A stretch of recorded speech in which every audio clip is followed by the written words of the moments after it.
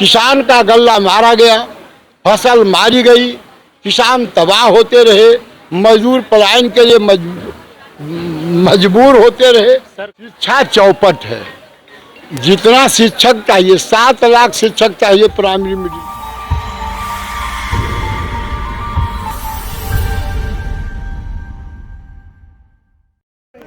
जिस तरीके से एक दूसरे के ऊपर आरोप प्रत्यारोप की राजनीति कर रहे हैं, कम से कम इससे एक बात तो स्पष्ट है कि भाई गठबंधन के भीतर सब कुछ ठीक तो नहीं चल रहा। उसके बाद भी अगर ये दोनों घटक दल, भारतीय जनता पार्टी, जनता दल यूनाइटेड के तमाम बड़े नेता एक दूसरे की नीतियों का विरोध भी करेंगे, व्यक्तिगत टिप्पणी भी करेंगे, तब भी सरकार में अगर ये लोग बने रहे तो ये स्पष्ट है भैया, कुर्सी का लालच, सत्ता के लालच में ये दोनों एक दूसरे के नीतिगत इतने बड़े विरोधी होने के बावजूद अगर सत्ता में बने हुए हैं तो सिर्फ कुर्सी के लालच की वजह से। पेपर लीक के मामले में परिवार और पार्टी तोड़ने की बात कही, शिवसेना का भी अभी ये हालात है, बीजेपी पर ही आरोप लग रहा, क्या कहिएगा? तो भाई शिवसेना में जिस तरीके से हुआ साल भर पहले ठीक यही exactly the same thing happened with me also. मेरी पार्टी के साथ भी सेम यही परिस्थितियां ठीक 1 साल पहले हुई थी।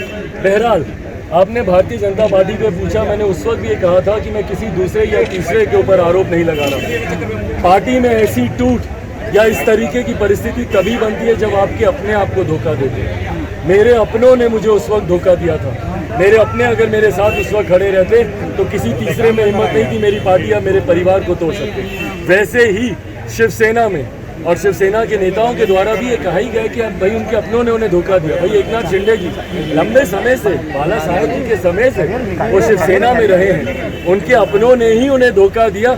अब अगर उस धोखे का फायदा कोई तीसरा दल उठाता है तो आप उस तीसरे दल को गलत नहीं ठहरा सकते। अगर आपके अपने आपके साथ होते तो ये परिस्थिति नहीं। नमस्कार, मैं हूँ आदम परवेज और हमारे साथ हैं लोजपा के महासचिव, राष्ट्रीय महासचिव माननीय सतीश साहब, जो 53 सालों से राजनीति में सक्रिय रहे हैं और इनके सामने कई ऐसे नेता आए जिनको इन्होंने राजनीति का क ख ग घ सिखाया और आज वो राज्य में, प्रदेश में और देश में कई तरह के मंत्री पद ले चुके और क्या क्या नहीं कर चुके। आज सतीश साहब माननीय चिराग पासवान जी के साथ हैं और ये चिराग पासवान जी के हाथों को मजबूत बनाने के लिए हैं और भविष्य में बिहार प्रदेश में चिराग पासवान जी को मुख्यमंत्री बनाने का भी इनका लक्ष्य है। आइए इनसे हम सीधा बात करते हैं। सर नमस्कार। सर बताइए, आज जो लोजपा की तरफ से मिलन समारोह हुई, इसमें माननीय चिराग पासवान जी बहुत बेबाकी से बोले, हम सब ने सुना, आपने भी सुना, तो इस पर आप जो है प्रकाश डालिए।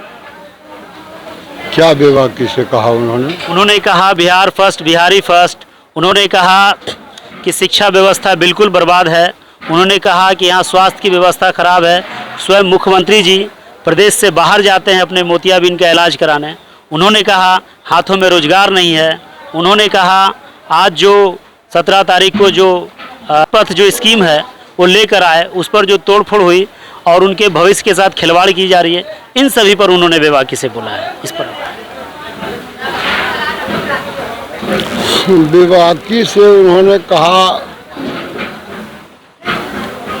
सच्चाई यही है कि आज देश और प्रदेश घनघोर संकट के दौर से गुजर रहा है और जो कोई भी राजनीति करता है, सामाजिक क्रियाकलाप करता है, उसके सामने बहुत बड़ी चुनौती है।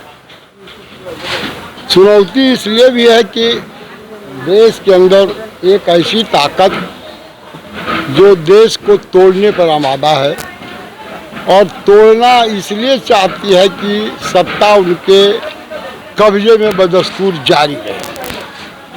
सांप्रदायिक सौहार्द बिगाड़कर, सांप्रदायिक तनाव पैदा कर कुछ खास लोगों का समर्थन हासिल करना उनका मकसद है। यह केंद्र की स्थिति है। कभी किसानों के सवाल पर, कभी नौजवानों के सवाल पर, कभी महिलाओं के सवाल पर, कभी आरक्षण के सवाल पर, कभी संविधान के सवाल पर, जिस तरह से सत्ताधारी दल दिल्ली में एक से एक कदम उठा रही है और बहुमत का नाजायज फायदा उठा रही है, उससे जनतंत्र खतरे में है। जनतांत्रिक मूल्य तो खत्म हो ही गया। अब यहाँ तक बातें हो रही है कि देश के सारी परिसंपत्तियों को व्यक्तिगत हाथों में बेचने के लिए आमादा है। राष्ट्रीय संपत्ति लोगों का रहे ऐसी इनकी सोच नहीं है। हवाई जहाज बेच दिया, रेल बेच दिया और ढेर सारी चीज़ों को बेचने की प्रक्रिया है। मकसद क्या है? मकसद क्या गरीबों की सेवकाई करना है? मकसद क्या 1914 के पहले आदरणीय नेता नरेंद्र मोदी ने जो वादा किया था कि यह युवा प्रधान देश है, युवकों को हम प्रत्येक वर्ष 2 करोड़ रोजगार देंगे, किसान जो देश का रीढ़ है, जो अन्न उपजाता है, खुद भूखे रहता है, देश को खिलाता है, मजदूर जो देश के निर्माण में बड़ी भूमिका अदा करता है, इसके विकास के लिए हम सब कुछ करेंगे।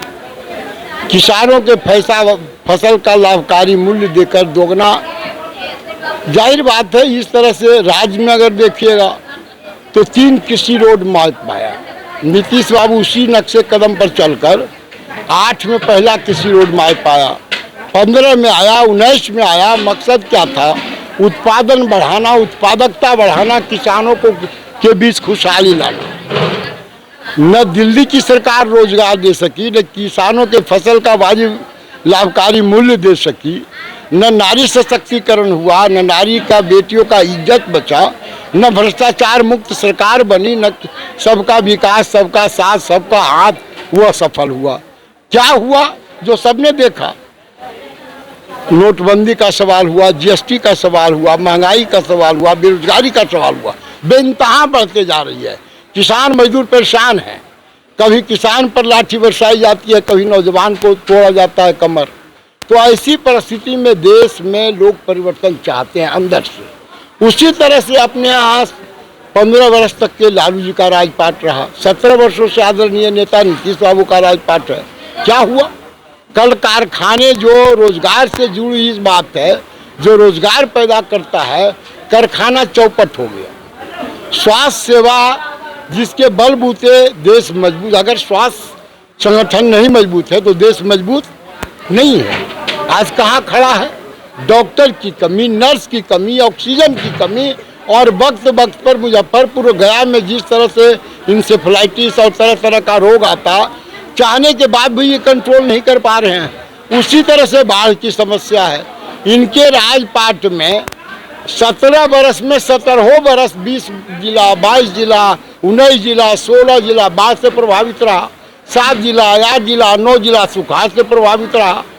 किसान का गल्ला मारा गया, फसल मारी गई, किसान तबाह होते रहे, मजदूर पलायन के लिए मजबूर होते रहे। सर, कहा जाता है कि अगर किसी देश का निर्माण हो, सही निर्माण करना है, अगर किसी समाज का सही निर्माण करना है, किसी घर का सही निर्माण करना है, तो शिक्षा होनी चाहिए। शिक्षा बहुत बड़ा हथियार है, बहुत मजबूत वेपन्स है। तो शिक्षा व्यवस्था क्या है बिहार में, इस पर बताइए। शिक्षा चौपट है। जितना शिक्षक चाहिए, 7 लाख शिक्षक चाहिए प्राइमरी मिडिल स्कूल में, 2 लाख से ज़्यादा शिक्षक का पद खाली है। कॉलेजेज में, मेडिकल कॉलेज में देखिएगा डॉक्टरों की कमी है, डॉक्टर के शिक्षकों की कमी है। नर्स 43% नर्सेज की कमी है। NMCH, PMCH या जहाँ भी जाइए आप, है ही नहीं है। पटना यूनिवर्सिटी में PG की पढ़ाई के लिए हम समझते हैं 10% टीचर हैं मात्र। क्या होगा जब PhD पटना यूनिवर्सिटी नाक का बाल है बिहार का, और वहाँ अगर शिक्षक शिक्षकेतर कर्मचारी नहीं है तो शिक्षा के बारे में क्या कहना चाहते हैं? बहुत सारे फैकल्टीज़ के सेशन लेट हैं, जैसे LLB हो गया, PhD हो गया, और भी बहुत सारा हो गया। बच्चों का यह मांग है कि अगर सेशन लेट होता है तो हमारा उम्र जा रहा है, और उम्र चली जाएगी तो फिर हम आगे नौकरी कैसे लेंगे। तो सेशन लेट है, उस पर बताइए। सेशन लेट है तो अब कोरोना को बताते हैं, लेकिन कोरोना काल के पहले भी नीतीश बाबू के यहाँ हर वक्त सेशन लेट ही रहा है। हर वक्त परीक्षा टाइम पर कभी नहीं होता है। कदाचार अनाचार इस सब की बात छोड़ भी दीजिए तो समय से परीक्षा नहीं होता। इसका सर, कारण महाराष्ट्र की राजनीति में बताइए। आज कई दिनों से महाराष्ट्र में कुछ लोग, वहाँ के विधायक गुवाहाटी जाकर बैठे हुए हैं और वहाँ की सत्ता जो है गिरने के कगार पे है। इस पर बताइए। यहाँ गोवा में, मणिपुर में, जहाँ भी हुआ वहाँ की बात छोड़ दीजिए। कमलनाथ जी को कैसे हटाया गया? एक एक विधायक को बीजेपी खरीद लेती है। कचरा में जितना कल्पना आप नहीं कर सकते हैं। जिंदगी में जितना कमाएगा उतना पैसा देके खरीद लेता है। फिर बात तो सरकार को तोड़ना और अपने साथ जोड़ना, सत्ता पर बने रहना, डिक्टेटरशिप जैसा फॉर्मेट कायम करना, ये बीजेपी की आदत बन गई है। तो अघाड़ी की सरकार और कोई सरकार बदस्तूर जारी रहे उनको भाता नहीं है। इसी के चलते वहाँ भी इस तरह की बात है। यह बात सच है कि उनके अंदर ही विद्रोह हुआ, लेकिन विद्रोह का अगर कारण जानिएगा तो एक राज्य में ऐसा हुआ क्या? नोमा राज है जहाँ इस तरह की परिस्थिति बनी। सरकार चल रही है, उस सरकार को चलने नहीं दिया गया, सबको तोड़कर अपनी सरकार बनाई गई। यह अच्छी बात नहीं है। देश के अंदर जो मूल्य की राजनीति नहीं कर सकता वह देश को मूल्य नहीं दे सकता। बापू और पटेल के सपनों को साकार नहीं कर सकता और किसान मजदूरों के आमूलचूल समस्याओं में परिवर्तन होने वाला नहीं है। इसी का नतीजा महाराष्ट्र है। क्या भविष्य में चिराग पासवान जी को बिहार के मुख्यमंत्री आप बना रहे हैं या बनता देख रहे हैं? नहीं, हम क्या बनाएंगे, लेकिन बिहार में आम लोगों में एक चर्चा है कि चिराग जी बन सकते हैं।